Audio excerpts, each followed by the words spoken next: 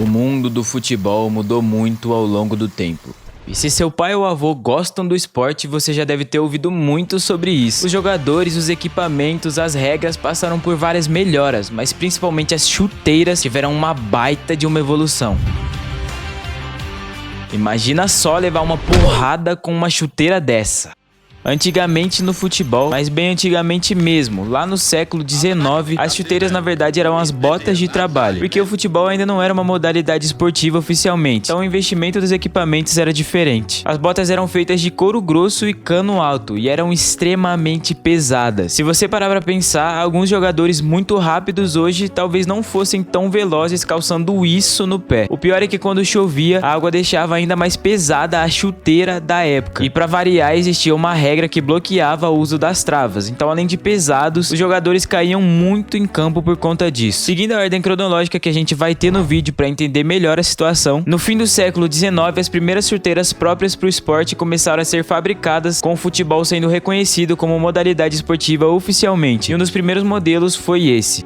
Eles mantiveram o formato de bota, mas fizeram algumas mudanças. Como deu pra ver, agora as chuteiras tinham travas, já que a regra foi desfeita ainda mais no final do século XIX. Outra característica dessa chuteira era o reforço usado no dedo do pé, já que os lances mais comuns eram as bicudas. E isso me faz pensar que alguém tem que avisar os caras que ainda chutam de dedão, porque já tá meio ultrapassada essa técnica. Mas de qualquer forma, essa chuteira ainda era bem pesada e tinha o peso em torno de 1 kg. Fora que ela continuava encharcando muito como as botas de trabalho na chuva. Avançando no tempo para 1925 aconteceram as primeiras grandes melhoras, então bora conferir. Os irmãos Rudolf e Adolf Dassler, que eram fabricantes de calçados e dos bons, já que um criou a Puma e o outro a Adidas, fizeram a boa pros jogadores da época e resolveram dar uma olhada nas chuteiras e modificar elas para melhor. E isso foi um marco na história do futebol. Na época, eles trabalhavam juntos ainda, eram sócios da empresa Dassler Brothers Sport Shoe Company, que tinha sede na Alemanha. Mas depois disso, eles se separaram para criar a Adidas e a Puma. Mas já já eu te explico de uma forma melhor essa história. O importante agora foi a chuteira que eles criaram juntos, e o modelo era esse.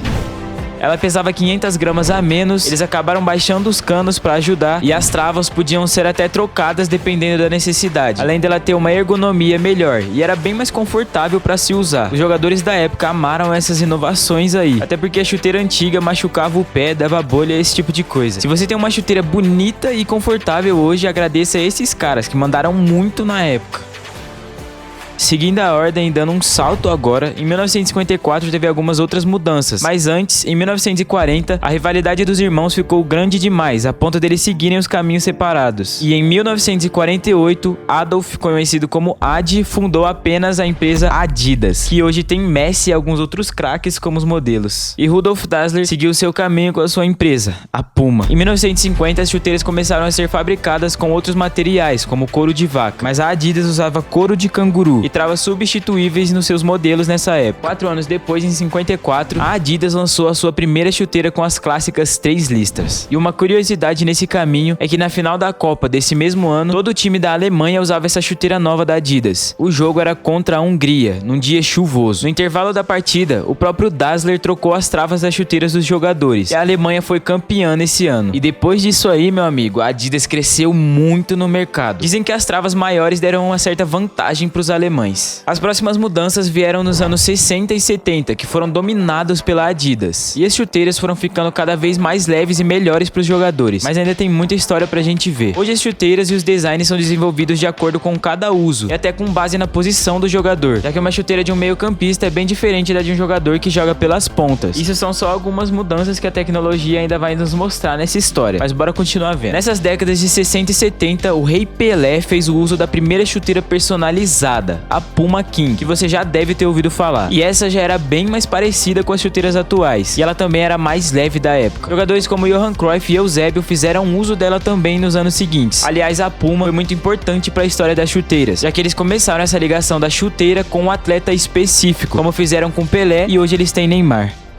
Nos próximos anos, as mudanças foram ficando absurdas e existiram algumas revoluções e grandes inovações, além de algumas chuteiras lendárias. Tudo isso começa no período de 1979 até os anos 2000. Em 79, a Adidas lançou apenas a chuteira mais vendida da história, a Copa Mundial. Você talvez já tenha até visto essa relíquia de perto. Ela foi um marco na década de 80 e pesava apenas 270 gramas. Era feita com couro de canguru, como de costume da Adidas, e tinha o solado de poliuretano. Ela foi usada por lendas como Maradona, Beckenbauer e Platini, e muito por isso foi uma febre naquela década. Mas presta atenção agora, rapaziada, porque nos anos 90 é que essa história começa a ficar ainda mais interessante, e você vai ver alguns modelos bem conhecidos. Nessa década tiveram outras duas chuteiras históricas, a Adidas Predator e a Nike Mercurial. A chuteira da Adidas facilitava bem o controle de bola e era revolucionária nas questões de performance, graças às combinações de tipos de borracha. Marcada por jogadores como Zidane, Del Piero e Beckham, essa linha até hoje vem forte no mercado da Adidas. E dá pra reparar que a Adidas Predator 94 fez muito sucesso com os jogadores de meio campo. E como eu disse, ela facilitava o controle de bola, e foi a partir dessas mudanças que foi se percebendo que era possível realizar chuteiras apropriadas para cada posição. E para rivalizar com a Predator, a Nike criou apenas a Mercurial, mas em 98. Quando a Nike entrou no mercado, foi pra ficar, e ela vem revolucionando até hoje. Essa Mercurial é uma chuteira histórica e dá uma baita de uma nostalgia. Ela foi feita especificamente pro fenômeno e foi arquitetada para garantir a velocidade explosiva e o melhor desempenho. Foi a primeira vez que a Nike colocou material sintético na parte superior da chuteira. Para o design nostálgico, essa chuteira foi revolucionária.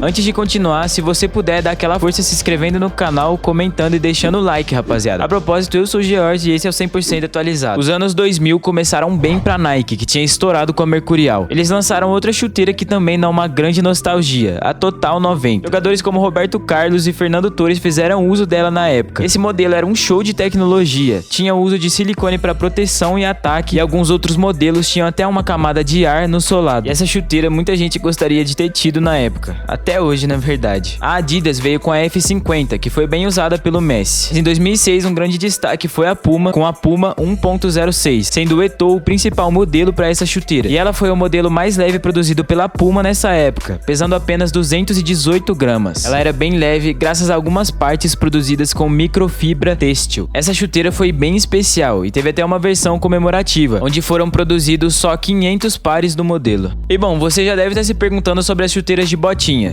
Mas não essa, cara, as atuais, é claro. Na década de 2010 elas voltaram a ressurgir, as chuteiras de cano alto. O intuito dos canos altos é fazer o jogador ter um melhor contato com a bola, melhorando seu próprio domínio e controle sobre o jogo. E jogadores como Neymar acabaram sendo grandes influenciadores nessa moda da chuteira de botinha. Assim como as travas e os materiais usados, todas essas tecnologias foram aperfeiçoadas para se criar chuteiras específicas para um jogador, para um estilo de jogo e até uma posição dentro de campo, como temos esses exemplos de hoje. Para falar a verdade, apesar de toda evolução, as grandes marcas sempre procuram por mais e melhores modelos. E a pergunta para a chuteira perfeita parece que nunca vai ter um fim. Você sabia que hoje em dia as chuteiras têm até microchips para captar a performance de cada jogador? Ou que algumas chuteiras já têm o peso de menos de 100 gramas, como a Adizero 99G? Os fabricadores sempre estão na busca por um melhor equipamento e têm levado em consideração até a experiência do jogador em campo, para se criar uma chuteira que auxilie melhor os movimentos que ele fará. Na Alemanha, o trabalho de desenvolvimento de uma chuteira começa de 12 até 18 meses antes. Os fabricadores fazem melhorias a partir de teste com os jogadores. A Puma revolucionou a proximidade do atleta com o equipamento, a Adidas com a qualidade e a performance, e a Nike também. E você pode revolucionar esse canal assistindo a esse vídeo.